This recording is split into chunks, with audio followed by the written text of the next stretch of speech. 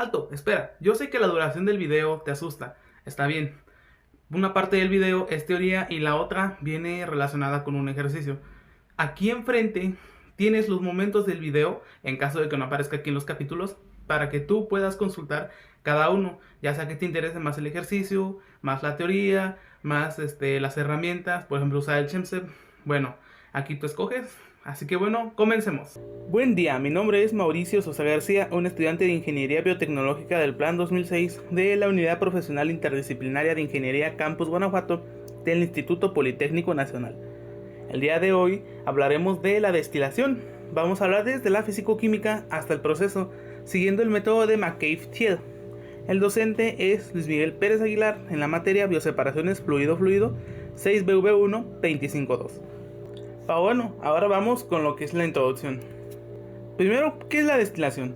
La operación unitaria de destilación es un método que se usa para separar los componentes de una solución líquida, el cual depende de la distribución de estos componentes entre una fase vapor y una fase líquida. Ambos componentes están presentes en las dos fases. La fase de vapor se origina de la fase líquida por vaporización en el punto de ebullición y se condensan como producto deseable. La destilación se basa en soluciones en las que todos los componentes son bastante volátiles, como soluciones amoníaco-agua, etanol-agua, en la que ambos componentes también están en fase vapor. Requisito: la composición debe ser diferente a la composición del líquido con el cual está en equilibrio en el punto de ebullición de este último. Bueno, pues pasando ahora a destilación en la industria, pues vemos que la destilación es una técnica muy utilizada. En su descubrimiento se debe a alquimistas en el año 3000 a.C. Esta operación unitaria es muy empleada en industria química, petroquímica, alimentaria, farmacéutica y cosmética. Es empleada para la separación de componentes que forman mezclas líquidas miscibles e involucra la transferencia de masa. Tenemos diferentes tipos: destilación fraccionada, simple, por carga, por arrastre de vapor, extractiva, súbita, al vacío, destilación esotrópica o destilación molecular, que es al vacío de corto recorrido. Y vamos con algunos ejemplos. En la industria petroquímica tenemos el clásico ejemplo donde se separa petróleo en diferentes fracciones: nafta, queroseno, gasóleo, lubricantes, entre otros, según sus puntos de ebullición. De hecho, aquí vemos lo que es una columna de fraccionamiento de estas típicas que hay en las refinerías. En la industria química se purifica etanol a partir de una mezcla de agua-alcohol, generalmente utilizando destilación simple o fraccionada. En la industria alimentaria se destilan fermentados de cereales o caña de azúcar para concentrar alcohol y obtener licores y otras bebidas alcohólicas. De hecho, aquí en el diagrama vemos el método tradicional y por eso es que esto también puede ser una aplicación artesanal, como esto también. Industria farmacéutica o cosmética. Se extraen compuestos volátiles de plantas mediante destilación por arrastre de vapor para su uso en medicamentos o la industria cosmética. Destilación artesanal. Aquí, por ejemplo, tenemos la producción de bebidas alcohólicas como mezcal, pisco, whisky casero, mediante fermentación de mosto que se destila en alambiques de cobre para aumentar la concentración de alcohol. Aceites esenciales o perfumes, extracción de esencia de lavanda, romero o cítricos para aromaterapia o jabones artesanales. Producción de hidrolatos, agua de rosas o agua de hamamelis para una cosmética natural, o también puede participar en la destilación de solventes naturales. En cuanto a investigación y desarrollo de proyectos tanto de forma científica como industrial, pues lo tenemos en la purificación de compuestos para caracterizarlos. ¿Y por qué haríamos esto? Si queremos conocer, por ejemplo, la composición de un producto, para validarlo, o sea, un control de calidad, o recuperar un analito de interés, esto más que nada en trabajos científicos. En ingeniería biotecnológica, ¿dónde entra? Pues en la producción de biocombustibles como bioetanol, biodiesel, obtención de compuestos bioactivos como aceites esenciales, antibióticos o vitaminas, este último por destilación molecular. En procesos de fermentaciones industriales para recuperar productos volátiles de interés y controlar inhibidores. Para producir agua destilada. Para la producción de biofármacos en procesos que pueden incluir destilación al vacío o por arrastre de vapor para purificación o concentración. También en preparación de reactivos buffers, como puede ser la destilación de solventes para asegurar su pureza en algunos laboratorios biotecnológicos. Y bueno, vamos a ver ya qué es el equilibrio líquido-vapor. Primero, ¿qué es el equilibrio?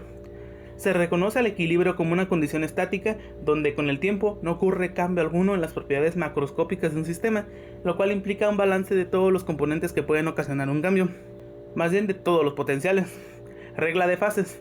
Para sistemas de fase múltiples en equilibrio, el número de variables independientes que deben fijarse en forma arbitraria a fin de establecer su estado intensivo se proporciona por la célebre regla de las fases de Wheeler-Gibbs. Para sistemas en reacción química, la regla de fases de Gibbs. F es igual a 2 menos pi más n. Pi es el número de fases, n es el número de especies químicas y F son los grados de libertad. Equilibrio líquido-vapor. Se considera el equilibrio líquido-vapor, ELV, como el estado de coexistencia de las fases vapor y líquido. En una mezcla binaria pues tenemos que el número de especies es 2 y como debe haber al menos una fase ponemos pi igual a 1. Así tenemos que F es igual a 2 menos pi más n sustituido con datos. F es igual a 2 menos 1 más 2, que es lo mismo que 4 menos 1, o sea 3. F es igual a 3. El número máximo de variables según la regla de fase que deben especificarse para fijar el estado intensivo del sistema es 3. Temperatura, presión y la fracción molar o masa, ya sea en líquido X o en vapor Y. Medidas de composición de esto. Las tres medidas más comunes de la composición son fracción masa, fracción mol y concentración molar. Las primeras dos son relaciones de masa a moles en una mezcla y la tercera es una relación de fracción mol en el volumen. Aquí por ejemplo vemos la fracción mol que relaciona los moles de la especie entre los moles totales y bueno, esto también se puede aquí en flujo molar porque pues da dimensional. En la fracción masa viene siendo lo mismo pero con masa en lugar de moles y la concentración molar en cambio es la fracción mol de la especie entre el volumen total o si lo manejamos como flujo molar, en este caso sería sobre Q, que Q es el cociente del volumen entre el flujo molar total. Aquí a la derecha tenemos diagramas de equilibrio líquido-vapor. El primero en realidad es a presión constante y el segundo es a temperatura constante. Nada más que aquí bueno hubo un error en el título, pero podemos fijarnos que el primero es a presión constante porque lo que varía aquí son las temperaturas y el segundo por lo inverso, lo que varían son las presiones. Aquí pues nos damos cuenta que tenemos lo que es la línea de rocío, de burbuja, la línea de rocío y aquí abajo también. Con la diferencia de que en los gráficos a temperatura constante esa línea de burbuja suele estar más arriba que la de rocío. Entonces lo que hay después de la línea de burbuja suele ser la fase líquida. Lo que hay después de la línea de rocío es la fase vapor. Y lo que hay en medio de esas dos es la coexistencia del vapor y del líquido. O sea, lo que nos interesa a nosotros. Ahora pues veamos un diagrama de fases de un compuesto genérico, un compuesto N. Como ustedes se darán cuenta, aquí tenemos el azul. De hecho tenemos dos, esto ahorita lo vamos a explicar. El azul viene siendo como lo original, o sea lo real del componente puro. Aquí tenemos para acá la fase sólido, hacia acá en fase líquido y aquí en fase vapor. Aquí tenemos un punto triple. En este punto es donde la especie puede estar tanto en sólido como en líquido como en vapor a una temperatura y presión determinados. Acá tenemos un punto crítico. Se dice que arriba de este punto crítico ya es indistinguible poder apreciar la diferencia entre la fase líquida y la fase vapor. Por eso es que aquí ya no hay una división. ¿Por qué? Porque ya es difícil de verlo. Pero vemos otra línea. Esta línea color magenta, como de color magenta, color guinda. Bueno, pues resulta que es una perturbación hacia estos valores donde pasamos de sólido a líquido y de líquido a vapor. Bueno, estos cambios en los puntos ebullioscópicos, crioscópicos y de sublimación son debido a algo llamado propiedades coligativas de las disoluciones. Hay dos tipos de disoluciones, electrolíticas y no electrolíticas. En este caso hablaremos de las que son no electrolíticas. Las propiedades coligativas son un grupo de propiedades interrelacionadas de soluciones. Cuando se añade un soluto a un disolvente puro A, la fracción molar de A disminuye. Estas propiedades dependen únicamente de la cantidad de partículas de soluto disueltas, no de su identidad química. Todas surgen de un efecto, la disminución de potencial químico del disolvente al añadir un soluto. El potencial químico es una medida de tendencia de escape de A de la solución. Su disminución significa que la presión parcial de vapor de la solución es menor que la presión parcial del componente puro. Y de hecho esto se ve aquí en este diagrama donde podemos ver cómo existe este desplace cuando se le añade un soluto. Y esto también se puede identificar en el potencial químico de la mezcla. Tenemos otras propiedades como es el aumento del punto ebullioscópico, descenso crioscópico y presión osmótica. Pasando a presión osmótica, pues aquí vemos un diagrama de ejemplo donde de este lado tendremos el disolvente puro y aquí con impurezas, con soluto. Bueno, una membrana porosa permite el paso de moléculas de disolvente, pero impide el paso de moléculas de soluto, debido al tamaño de poro, como se puede ver aquí. El solvente se mueve a una zona de baja concentración de soluto hacia una de alta concentración. Esto va a ser ósmosis inversa, para equilibrar el potencial químico mediante difusión. La presión osmótica pi es la presión que se requiere para detener la ósmosis. Hablando del aumento ebullioscópico y descenso higroscópico, pues tenemos este caso aquí, el disolvente puro, y acá con impurezas, con soluto. Bueno, la entropía del disolvente en fase sólido y vapor será parecida a la del disolvente puro, pero en la fase líquida, donde tendría soluto mezclado, es más alta cuando el disolvente no es puro. ¿Qué significa esto? Que si ponemos todo en una recta, supongamos una recta numérica, así, nos vamos a dar cuenta de que aquí son casi iguales, pero aquí hay un desfase. ¿Qué hace esto? Bueno, pues hay que tomar en cuenta lo que es la entropía. La entropía mide el desorden del sistema, y entre haya más desorden como esto de añadir un soluto, pues va a haber una mayor entropía. Entonces, aquí en el disolvente puro, a esta parte líquida, hay un determinado cambio de entropía. Lo mismo de líquido a gas, pero esto se ve alterado cuando le añadimos un soluto. Por ejemplo, aquí vemos que la diferencia de entropía es mayor a la diferencia de entropía que hay en el disolvente puro. Sin embargo, la diferencia de entropía de la fase líquida a la fase vapor es menor. ¿Esto qué hace? Que sea mucho más sencillo pasar de una fase sólida a una fase líquida debido al excesivo cambio de entropía. Esto explicado aquí con la ecuación de la energía libre de Gibbs, donde vemos que un proceso se beneficia entre más diferencia de entropía haya. Pero entonces nos va a costar más lograr pasar de la fase líquido a la fase vapor con este cambio de entropía tan reducido. Entonces necesitamos añadir más energía, y eso es lo que explica la diferencia que hay en los puntos de ebullición y de fusión. Ahora bien, hay un requisito para que estas propiedades aparezcan: que la solución debe tener un soluto no volátil, o sea que que no contribuye a la presión de vapor de la solución. ¿Y qué creen? No lo tenemos. Entonces, ¿qué pasa con las mezclas líquidas si son volátiles? En una mezcla binaria de solventes volátiles, el concepto de propiedades coligativas no se aplica de la misma manera, pero existen efectos relacionados que pueden analizarse mediante leyes de mezclas volátiles, como la ley de Raoult y la ley de Henry. En una mezcla de dos líquidos volátiles, ambos componentes contribuyen a la presión de vapor total, y el comportamiento se rige por la ley de Raoult. Las dos suposiciones que se requieren para reducir los cálculos de equilibrio líquido-vapor para la ley de Raoult son que la fase vapor es un gas ideal y la fase líquida es una solución ideal. Y así obtenemos esta expresión de aquí, donde tenemos a XI, que es la fracción mol de la fase líquida o fracción masa, y fracción mol o masa de la fase vapor. Pi de saturación es la presión de saturación de la especie pura I a la temperatura del sistema, y P es la presión total del sistema. Aquí también tenemos los cálculos de punto de burbuja y de punto de rocío. Entonces, los efectos similares a las propiedades coligativas en una mezcla binaria de solventes miscibles volátiles son descenso de la presión de vapor. En una mezcla volátil, la presión de vapor de cada componente se reduce respecto a su estado puro, según Raoult, pero esto no se considera una propiedad coligativa clásica porque ambos componentes son volátiles. Caso similar con el cambio en el punto de ebullición y congelación. La composición afecta a estos puntos, pero no son propiedades coligativas en el sentido estricto, ya que dependen de la interacción de los volátiles. Tenemos aquí la ecuación de Antoine. Hay dos expresiones de esta ecuación, una que es para presión y otra para temperaturas de saturación, y aquí pues podemos ver eso. Vemos que ambas dependen también de unos coeficientes que son particulares de cada especie, A, B y C. Y bueno, también añadimos este concepto que es constante de equilibrio de la especie. K sub I es igual a la fracción en fase vapor sobre la fracción en fase líquida, que también equivale a la presión de saturación de la especie pura I sobre la presión total. Hablemos también de la ley de Henry. La aplicación de la ley de Raoult para una especie I requiere de un valor de presión de saturación del componente puro I a la temperatura de operación. Entonces el modelo no es idóneo para una especie cuya temperatura crítica sea inferior a la de operación. Por ejemplo, el oxígeno. Esto se resuelve mediante la ley de Henry, aplicando a presiones lo suficientemente bajas para suponer un comportamiento de gas ideal.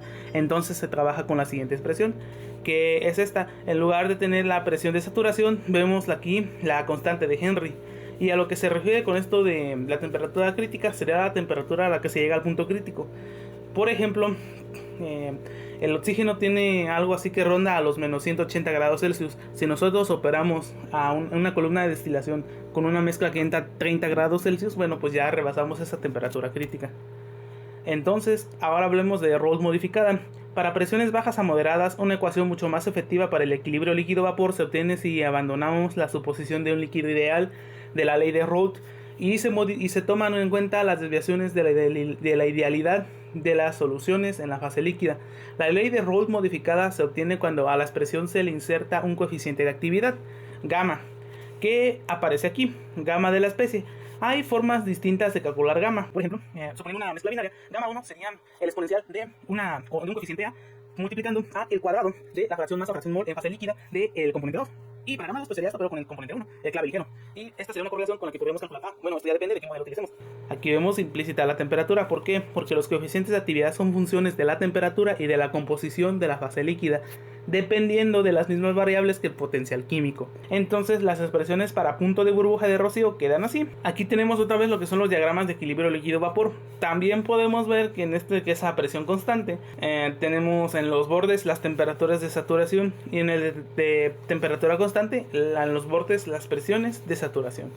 Bien, para la construcción de un diagrama con líneas de rocío de burbuja para el equilibrio líquido-vapor se considera escoger una especie, por lo regular la de menor punto de ebullición, que vamos a llamar un clave ligero, identificar si la operación es a presión o a temperatura constantes, determinar las temperaturas o presiones de saturación de ambas especies según sea el caso, obtener las fracciones mol o masa de las fases líquidas y vapor del clave ligero a cada temperatura o presión, pues según sea el caso, y graficar los valores. Se dice que dos componentes mol o masa, una en fase líquida y otra en fase vapor, están en equilibrio si están a la misma temperatura o presión. Hablemos ahora del azeótropo. Cuando las composiciones del líquido y el vapor para una especie I son iguales a condiciones específicas, se forma un azeótropo. Los azeótropos son mezclas líquidas que, al hervir, producen un vapor con la misma composición en el líquido, lo que imposibilita su separación por destilación simple. Su comportamiento depende de cómo se desvían de la ley de Raoult. Por ejemplo, aquí tenemos un azeótropo de ebullición mínima, donde también podemos llamarlo azeótropo positivo. Es una desviación positiva de la ley de Raoult. En este caso, la presión de vapor es mayor a la presión de Raoult calculada, y la temperatura de ebullición de la mezcla es menor a la temperatura de ebullición del clave ligero. También vemos que la interacción entre el componente A y el componente B es menor que las interacciones entre el componente A y A y el componente B con B. Es el caso contrario a este azeótropo de ebullición máxima, donde ahora la interacción entre las especies distintas es mayor a la interacción entre la misma especie. Esto se conoce como azeótropo negativo, donde la presión de vapor ahora es menor que la presión de Raoult, pero la temperatura de ebullición de la mezcla es mayor que la temperatura de ebullición del componente 2, el clave pesado. Y bueno, la ruptura del azeótropo se puede hacer mediante métodos físicos, variar la presión de operación para saltarse el azeótropo, métodos químicos, añadiendo un tercer componente que modifique la interacción molecular, esto llamado destilación azeotrópica. Poder determinar y encontrar el azeótropo se facilita cuando se usa volatilidad relativa. La volatilidad relativa es una medida de diferencia entre la presión de vapor de los componentes más volátiles de una mezcla líquida y la presión de vapor de los componentes menos volátiles. La volatilidad relativa del sistema tiene varias expresiones que se pueden aprovechar dependiendo del problema. Por ejemplo, las siguientes son formas para encontrar un azeótropo. Y bueno, Smith, Van Ness y Apott en su libro Introducción a la termodinámica en ingeniería química establecen el mecanismo para determinar el azeótropo y encontrar su posición, en este caso temperatura constante. Y bueno, aquí les dejo el algoritmo de cómo se puede encontrar lo que es el azeótropo a partir de volatilidad relativa. No vamos a adentrarnos mucho en este tema, pero bueno, aquí se los comparto. Pasando a la volatilidad relativa en destilación, pues vemos esto. La volatilidad relativa de la especie 1, por ejemplo, es la presión 1 entre la fracción en líquido 1. En el caso de la volatilidad relativa para la especie 2, bueno, pues por analogía es esto. Entonces, la volatilidad relativa de la mezcla, que se puede expresar como A1,2, es la volatilidad relativa de la especie 1 entre la de 2. Dividimos esto y aquí con esta equivalencia pasamos a esta expresión. Modificando algebraicamente para dejarlo en términos de clave ligero, obtenemos esta expresión de aquí en negritas, que Y es igual a volatilidad relativa por la fracción mol en fase líquida, o sea X, sobre 1 más X, que multiplica a la volatilidad relativa menos 1. Vemos que tenemos una banqueta que es A igual a 1, y luego tenemos diferentes curvas dependiendo del valor. Ahora hay que comparar modelos termodinámicos para el valor de K, que es aquel que vimos hace rato, que era una división entre las fracciones mol del líquido y del gas o vapor. Ley de Raoult es ideal y teórico. Su uso principal es en mezclas ideales, por ejemplo benceno-tolueno. Es simple, no requiere parámetros adicionales, tiene ventajas como que desventajas, que como que solo es aplicable a especies similares entre sí e ideales. Gamma phi no es ideal, usa coeficiente de actividad y de fugacidad, que por eso es gamma y phi. Esto se usa principalmente en hidrocarburos como mezclas no ideales, etanol-agua, y requiere obtener gamma y phi, por lo que se hace extenso. Eso es una desventaja. De Chema es empírico, es una base de datos. Se usan electrolitos y mezclas complejas como H2SO4 con agua. La desventaja tenemos que tiene datos experimentales confiables para sistemas específicos, y como desventaja que es limitado a sistemas cubiertos por la base de datos. Ecuación de Wilson es un modelo de energía libre. Se usa para mezclas polares o no polares como acetona con cloroformo. Precisa para sistemas no ideales. 2 parámetros ajustables, pero como desventaja tiene que solo es aplicable a sistemas invisibles, o sea, líquido-líquido. Volatilidad relativa. Esto se usa en destilaciones multicomponente, por ejemplo, crudo de petróleo. Es fácil de calcular para separar variables rápidas, pero asume que la volatilidad relativa es constante, o sea que es poco realista en mezclas complejas. Ahora comparemos modelos termodinámicos para el valor de coeficiente de actividad. Tenemos el de solución ideal, que es teórico. Gamma de la especie es igual a 1. Se usa en mezclas de componentes similares como benceno-tolueno. Tiene de ventaja que es simple, no requiere parámetros adicionales, pero no es aplicable a sistemas reales, ya que no considera interacciones moleculares. NRTL no es ideal, es empírico. Se usa para mezclas líquidas polares y no polares como acetona, cloroformo, agua, etanol. Aplica a sistemas parcialmente miscibles e immiscibles. Requiere 3 parámetros ajustables UNIFAC. Es semi-empírico, o sea, está basado en grupos funcionales. Mezclas complejas sin datos experimentales, por ejemplo, diseño de fármacos o combustibles, es su uso principal. Como ventajas, no tenemos datos experimentales, usa contribuciones de grupos, pero tiene la desventaja de que es menos preciso para moléculas muy polares o con interacciones específicas. En Van Laar tenemos un método no ideal que usa 2 parámetros. Se usan mezclas binarias no ideales como etanol-agua, acetona, cloroformo. Tiene una fórmula simple, precisa para sistemas binarios, pero solo es aplicable a mezclas binarias, o sea, no multicomponente. Y bueno, aquí vemos que en ChemSep podemos escoger diferentes gamas de modelos, como se evidencia aquí. Hay modelos para el valor de K, modelos para gamma y modelos para la presión de vapor. También se puede cambiar el modelo de la ecuación de estado y de entalpía, pero eso dependerá en gran medida de los modelos termodinámicos de los anteriores parámetros que se escojan. Destilación fraccionada. Creo que ya es momento de hablar de esto. La destilación fraccionada es un proceso que se usa para separar una mezcla de líquidos que tienen puntos de ebullición cercanos. Su principal característica es su columna de fraccionamiento. Esta columna de vapores se enriquecen del componente más volátil. Los componentes más pesados se condensan y caen hacia abajo. Tenemos además el método de McCabe-Thiele.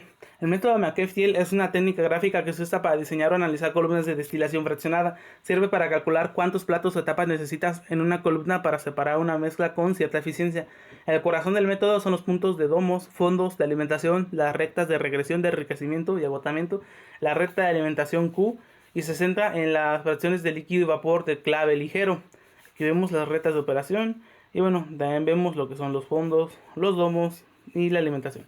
Bueno, para esto necesitamos hacer un balance global, el de la deducción de la curva LOCE del balance de clave ligero. Y bueno, como no es nuestro objetivo adentrarnos tanto aquí, bueno, aquí se coloca el diagrama de cómo vendría siendo nuestro sistema de destilación. Y se establece un balance de variables, tanto un global como un balance de componente, a modo de obtener esta ecuación que es la que rige la de la línea de operación de enriquecimiento, que es esta. Se hace algo similar para la línea de operación, pero del sector de agotamiento, losa, que viene siendo esta operación, donde aquí ya no hay recirculación en esta parte. Y vemos también otras cosas del modelo de McCabe-Thiele, por ejemplo, las consideraciones de alimentación. Hablemos de un ejemplo. Sé que estás cansado, pero bueno, vamos con el ejemplo. Va a ser mucho más sencillo ahora. Una columna de destilación fraccionada que opera a 760 milímetros de mercurio es alimentada con 100 kilogramos de una mezcla formada por 42% de mol de benceno y el resto de tolueno.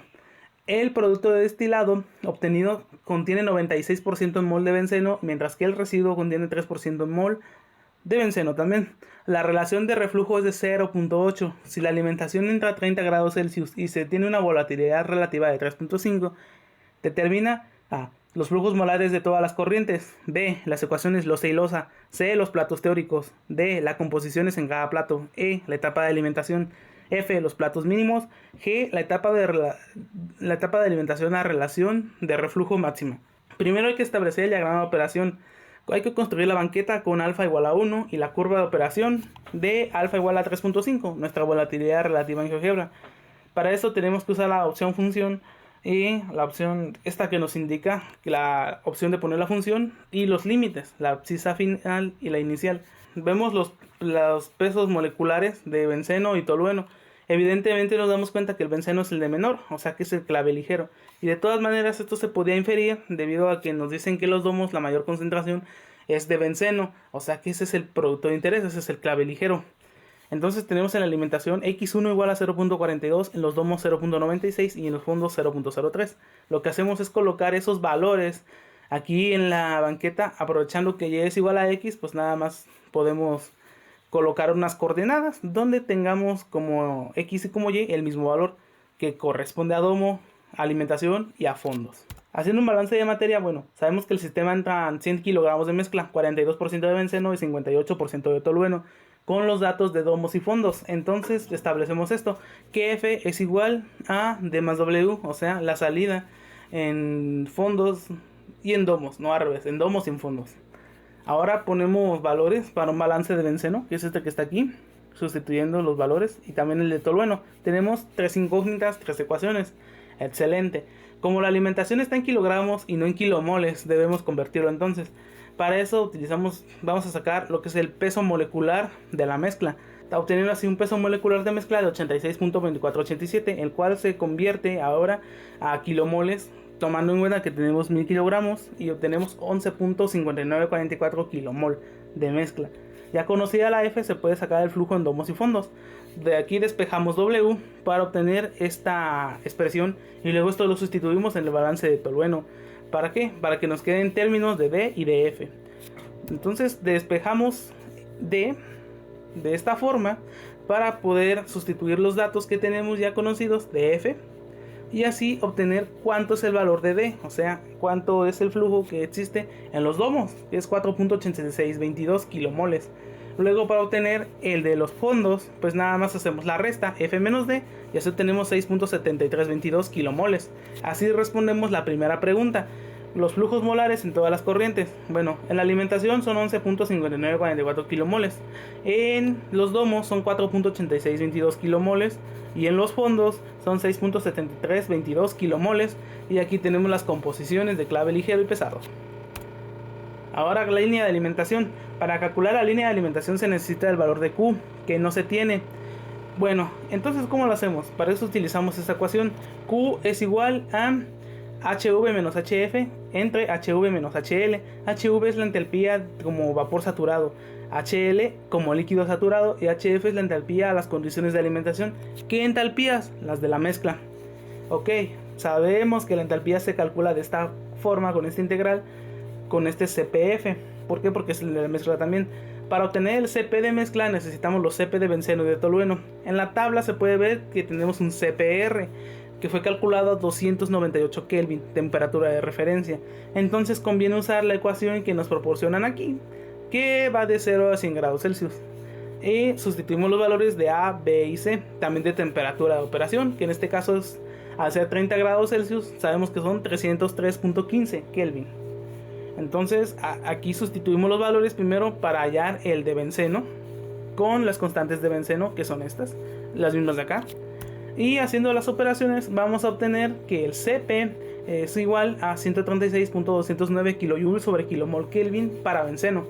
Para tolueno hacemos lo propio pero con valores de tolueno y obtenemos un CP de 155.4219 kJ sobre kilomol Kelvin. Para calcular ahora el CP de mezcla, bueno, hacemos la sumatoria de lo que es la composición de la especie por su CP, que es esto que está aquí desarrollado, es esta suma. Y obtenemos 147.3525 kJ sobre kilomol Kelvin. Ese es el CP de mezcla. Ahora bien, Esto pues se usa para líquidos subenfriados. Se considera un líquido subenfriado al benceno y el tolueno, ya que ambos están en alimentación a 30 grados Celsius, o sea 300.15 Kelvin. Y esta temperatura está debajo de la temperatura de saturación a 760 milímetros de mercurio, de acuerdo con la ecuación de Antoine que aplicamos en Thermosolver. Y nos podemos dar cuenta de lo que acabamos de decir así: 760 milímetros de mercurio es equivalente a una atmósfera. Entonces, si abrimos Thermosolver y entramos aquí a presión de saturación calculadora, bueno, tenemos que escoger las especies aquí y tenemos que establecer un valor fijo, que en este caso es el de la presión de saturación en milímetros de mercurio, 760. Y aquí le damos a calcular la temperatura de saturación. Haciendo este proceso, tenemos que la temperatura de saturación del benceno es 303.25 Kelvin, mientras que la del tolueno es 383.78. Están arriba de la temperatura de operación y por ende son líquidos subenfriados. Ya podemos ir intuyendo cuál va a ser el valor de Q. Bueno, para calcular la entalpía de la mezcla, pues aplicamos esta integral que ya desarrollada no es más que esta diferencia, la temperatura de F menos la temperatura de referencia.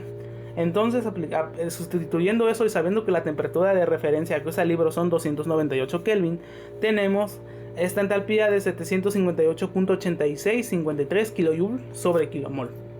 Esa es la temperatura de alimentación, la entalpía, perdón. Para encontrar la entalpía de líquido y la entalpía de vapor es necesario conocer la temperatura de burbuja de rocío del clave ligero a la composición de alimentación. Entonces necesitamos trazar un diagrama de equilibrio líquido-vapor de benceno-tolueno. Ya conocemos las temperaturas de saturación. De forma ascendente construimos una sucesión de valores de temperaturas, que pues es esto que aparece aquí. Luego con Thermosolver vamos a calcular las presiones de saturación para cada compuesto a cada una de estas temperaturas. Y bueno, pues hacemos básicamente lo que habíamos hecho aquí, pero ahora fijando la temperatura. Y aquí esto lo vamos a ir variando para obtener diferentes presiones de saturación. Así obtenemos estos valores, tanto para benceno como para tolueno. Ahora modificamos la ley de Raoult para calcular X1 y calcular Y1. Así obtenemos esto, que es para encontrar la fracción en fase líquido, y aquí para encontrar la fracción en fase vapor, a una presión total de 301.325 kilopascales, que es igual a una atmósfera, que es igual a 760 milímetros de mercurio.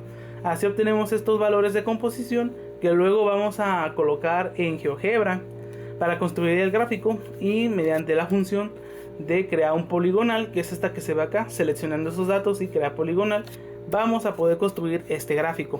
También vamos a establecer los valores de domos, alimentación y fondos. Entonces vamos a poder calcular ahora las entalpías en líquido y en vapor, gracias a que vamos a conocer las temperaturas L y la temperatura V, que son estas de aquí. Para la temperatura en la línea de burbuja, que es la TL, tenemos que trazar desde la alimentación hasta donde topa aquí con la línea de burbuja, y vemos a qué temperatura corresponde, que es esta, 367.7 Kelvin. Hacemos lo propio para TV, que es 374.09. Ahora ya podemos hacer los cálculos. HL es el CP de mezcla por la diferencia de la temperatura TL menos la de referencia, obteniendo 10.270.4693 kJ sobre mol. Bueno, aquí sería sobre kilomol, más bien, aquí un error. Ahora vamos a explicar la entalpía como vapor saturado con la siguiente fórmula. Vemos que pues es análoga, pero se le añade esta gamma F. Gamma F es el calor de vaporización de la corriente, o sea de la mezcla. Esto se busca en tablas, se debe calcular para una mezcla. Para ello se toman las del Felder, que usan las mismas condiciones de referencia que el Smith.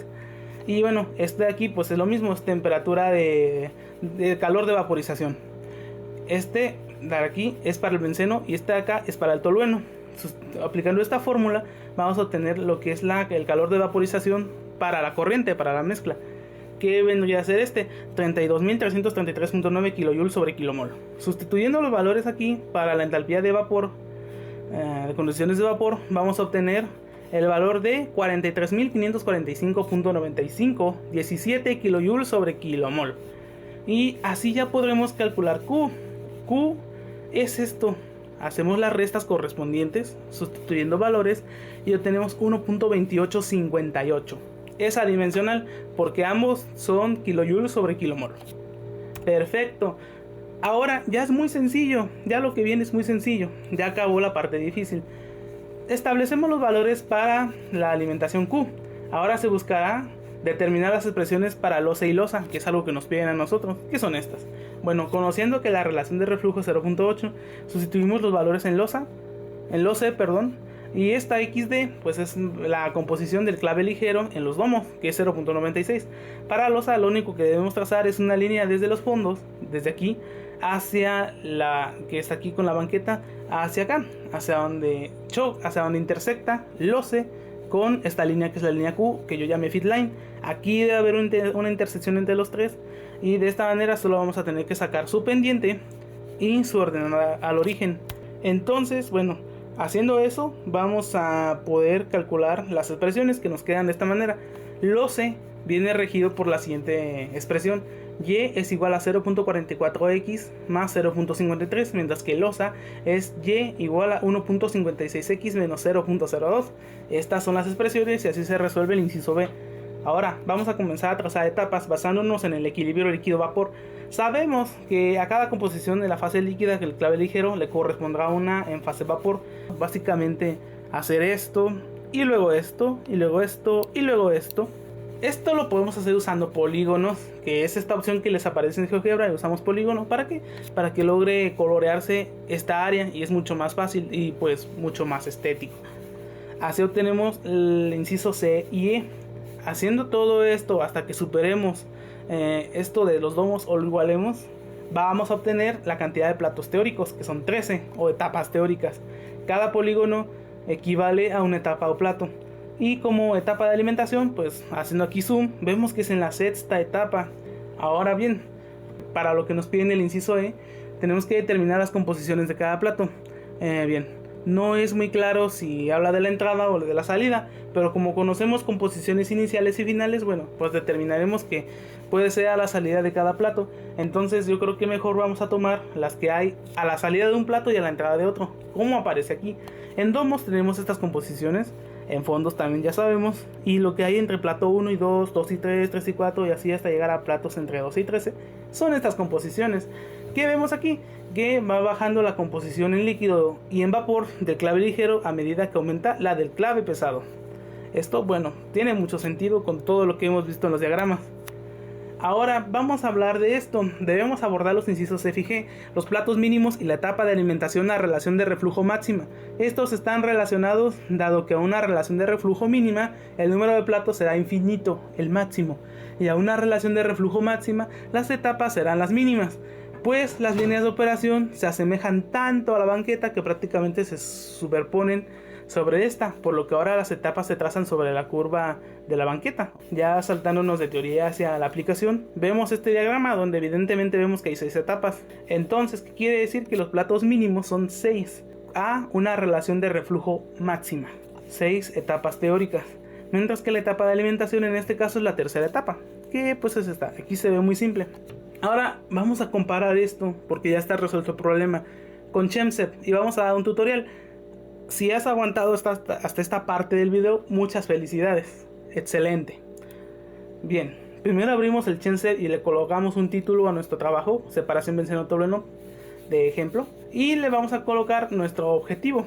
Ahora con el buscador vamos a escribir en inglés el nombre de la especie, que es benceno, bueno, como se pronuncia esto, benceno y tolueno, y vamos a darle aquí a añadir.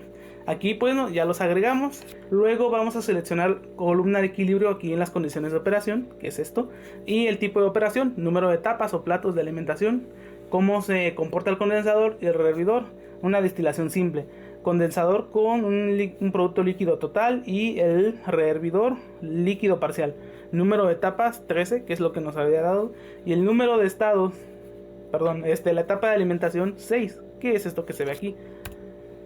Ahora, para las propiedades termodinámicas tenemos que escoger los modelos para acá. Yo escogí de Chema, coeficiente de actividad, que en este caso escogí Unifac, vapor de presión, escogí Antoine, que este usualmente se suele quedar, y entalpía como ideal.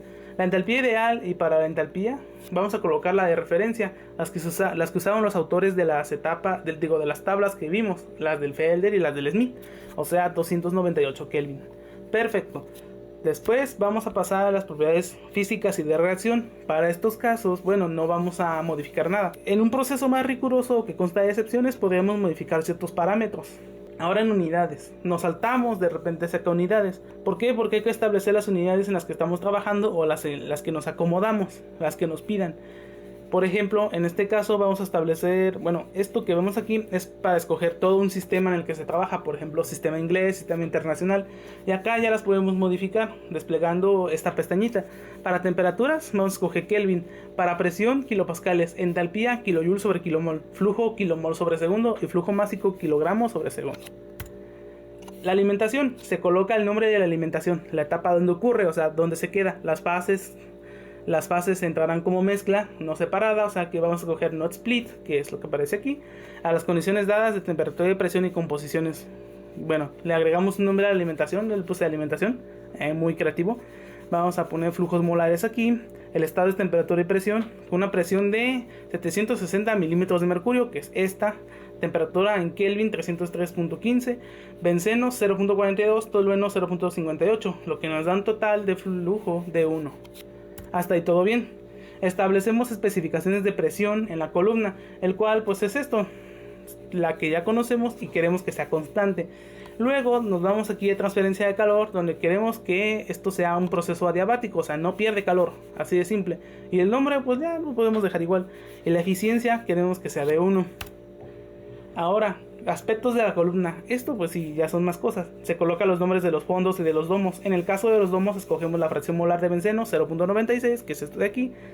Y en los fondos vamos a colocar el del clave ligero también, benceno 0.03. Como vemos aquí, ambos son benceno y lo que estamos poniendo es la fracción mol de un componente. Y bueno, lo llamamos fondos. Entonces ya tendríamos todo para poder ejecutar. Aquí le damos que esto es para ejecutar o correr el programa. Y si todo está bien, pues nos va a salir aquí que los datos están correctos.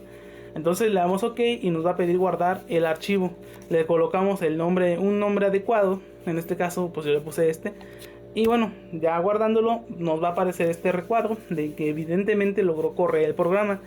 Entonces bueno, le damos a Done y nos vamos aquí a McCabe-TL. Aquí podemos ver cómo Chemsept nos sugiere que va a ser nuestra destilación. Aquí vemos el número de etapas, excelente. Aquí vemos que en realidad son 12. Vemos algunos ligeros cambios. Entonces, ¿qué? Bueno, pues vámonos a las condiciones por default, que es en FUG. Nos damos cuenta que, bueno, Chemsept tomó otras consideraciones. Por ejemplo, una volatilidad relativa de 2.47. La Q la estableció en 1 y puso que la relación de reflujo era 1.57. Porque dependiendo de esta operación, donde RR es igual a R mínimo 1.2 veces, o sea que es 1.2 veces el reflujo mínimo, que incluso en teoría es más alto que el que tenemos nosotros.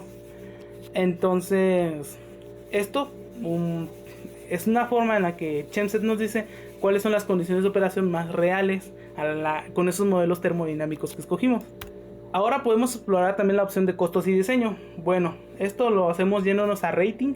Y podemos ver aquí esta opción donde vemos las condiciones de la columna. Y aquí abajo, bueno, diseños y parámetros, los costos y el material. Esto de aquí abajo afecta directamente a lo que aparece arriba. Y aquí entonces tenemos, si desplegamos esta parte de aquí, vamos aquí a lo que está en la parte derecha, que son los diferentes materiales por los que pueden estar construida la columna. Los costos en este caso, como podemos ver, están en miles de dólares. Habría que hacer su conversión respectiva.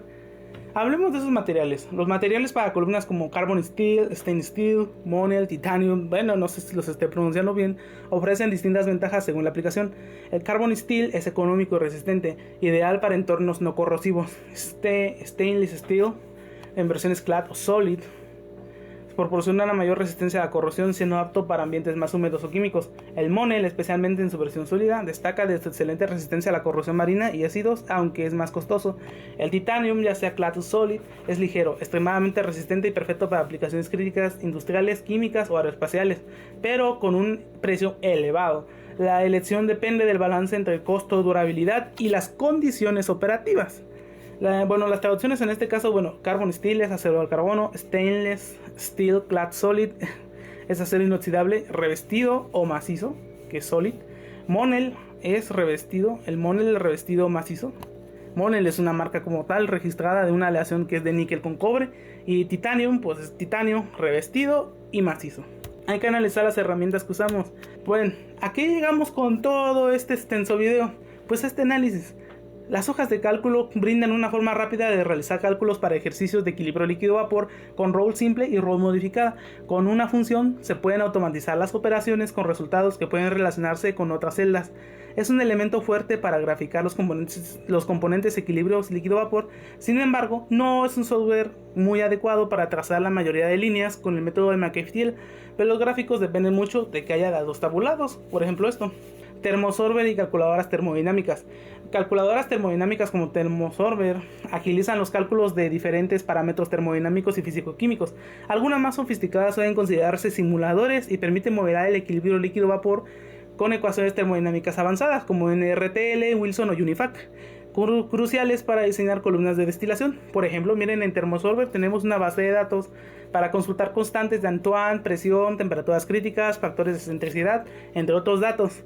También podemos calcular presiones y temperaturas de saturación dependiendo del valor de condición, para evitar hacerlo manualmente con la ecuación de Antoine.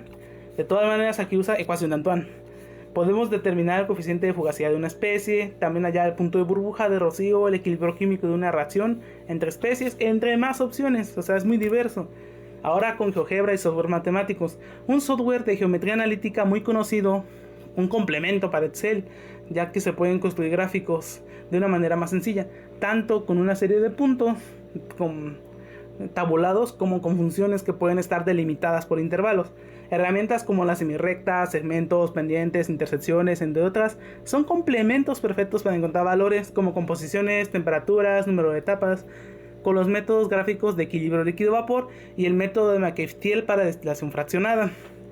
Con softwares de programación matemáticos como pueden ser MATLAB, también podríamos dar solución a estos ejercicios, pero implica conocer programación básica de los lenguajes que se usan, así que esto es mucho más rápido.